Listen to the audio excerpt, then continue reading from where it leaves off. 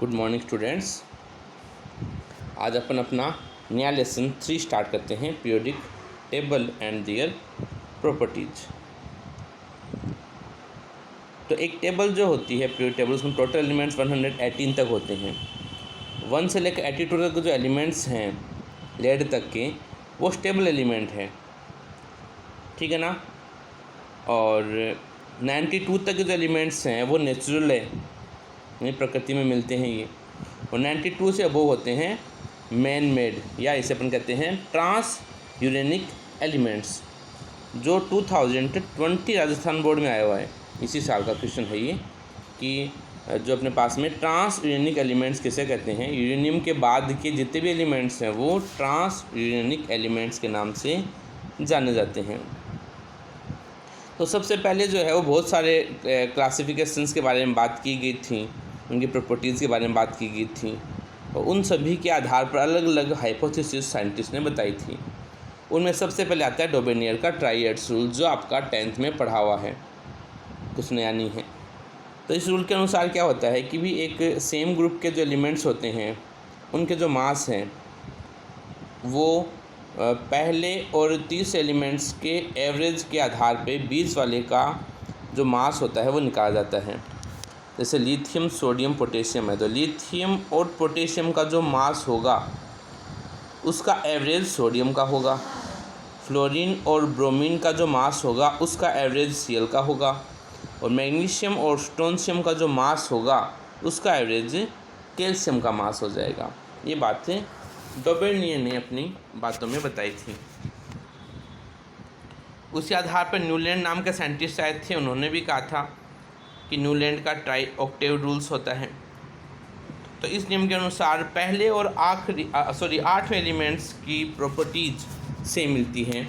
जैसे संगीत में मिलते हैं पहले और 8वां जो अपने पास स्वर होता है उसकी प्रॉपर्टीज़ अपने पास में सेम मिलती है, वैसे ही तो लिथियम का और इस प्रकार से अपन सोडियम के प्रॉपर्टीज सेम है, सोडियम के और पोटेशियम के सेम मिल जाते हैं। तो ये बात न्यूलैंड ने अपने आधार पे बताई थी। मैनलीफ पीरियोडिक टेबल क्या होती है, देखो। अकॉर्डिंग टू मैनलीफ के अनुसार वी अरेंज द एलिमेंट्स, हम एलिमेंट्स को अरेंज करते हैं, and the properties of the elements are periodic functions of their atomic masses. तो जो पीरियोडिक फंक्शंस होते हैं, मतलब जो उनके कैरेक्टर्स हैं, वो सारे के सारे एटॉमिक मास से रिलेटेड होते हैं, कि जैसे जैसे एटॉमिक मास बढ़ता जाएगा वैसे वैसे कैरेक्टर्स भी इनके सेपरेट होते जाएंगे। Mendeleev tells about lots of thing in the periodic table. सबसे पहला Mendeleev tell about the groups. Mendeleev ने ग्रुप के बारे में बताया, मैंडलीफ ने ही पीरियड्स के बारे में बताया, ठीक है ना। Groups is in the vertical lines, ये बात भी उसने बताई। और पीरियड्स जो होते हैं वो हॉरिजॉन्टल लाइन्स में होते हैं, ये बात भी मैंडलीफ ने ही बताई थी। Mendeleev also tells about the black of the elements, but Mendeleev can not arrange and.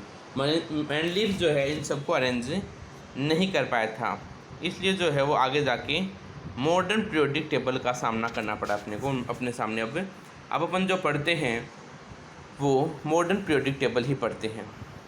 तो modern periodic law is given by the HGI मोजले ने बताया था। तो इस लॉ के अनुसार जो किसी भी एलिमेंट्स के पीरियोडिक फंक्शंस जो होते हैं, फिजिकल और प्रॉपर्टीज़, केमिकल प्रॉपर्टीज़ जो होती है, वो उनके एटॉमिक नंबर के पीरियोडिक फंक्शंस होते हैं। मतलब अब जो नई पीरियोडिक टेबल ज्ञात की गई वो एटॉमिक नंबर पर बेस्ड थी, न कि एटॉमिक मास पे, इसलिए ये अभी तक कंप्लीटली रूप से सक्सेस हो जाती है। Nowadays we study the modern periodic table, हम मॉडर्न को ही पढ़ते हैं। इस table explain all the things about the elements like group, period and blocks. We study the F block elements outside the periodic table. तो आप इसको periodic table से बाहर पढ़ते हैं।